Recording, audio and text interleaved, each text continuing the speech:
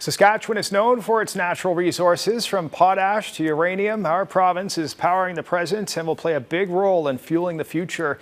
This morning, we're getting a few minutes with a company helping play a big role in bringing those resources to market. Gregg Smith is with Grounded Lithium. He joins us now to talk about the work they're doing. Good morning, Greg.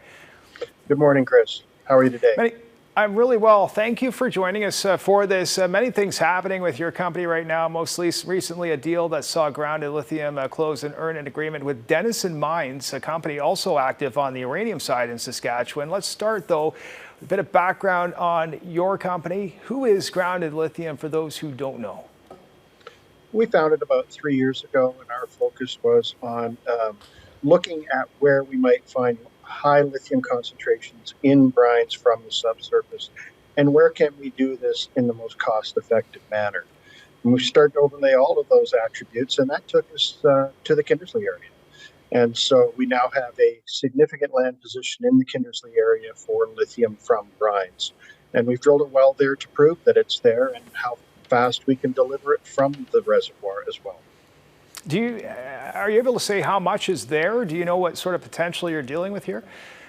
It's a fairly significant volume. There's a current resource estimates are that we have about 4.7 million tons of lithium hydroxide equivalent underground there that we can work with and produce from. So there's quite a significant amount of resource there to work with. And this is a new industry. The hard rock industry has been the more dominant one, but lithium from brine is quickly emerging as a key market for lithium's supply into the energy transition industry. So how much supply does that transfer into when you're talking about powering EVs and that sort of thing? What does it actually amount to? At this point in time, the EV industry is such that we can keep up with lithium demand now, but as more and more EVs come to market, we will be struggling to keep up with lithium demand. And we think clearly that our project is very economic, and we can be a key supplier of lithium from the brines into the EV industry. And we already see plans for building battery facilities in the US and in Ontario and Quebec. So Kindersley is an easy delivery from along the highways into those markets. So back to the agreement then with Denison, how does that agreement narrow your focus and strengthen what you do? Well, the market right now for junior resource companies is challenging to raise money within. So whether we dilute at the shareholder level or at the project level, it's the same to us and our shareholders. So at a very challenging time, Denison came along and we began discussions. They're a very technically astute billion-dollar company.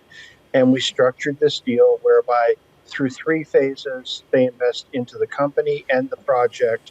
And as they invest and help do the heavy lifting here, they are earning an interest in the project.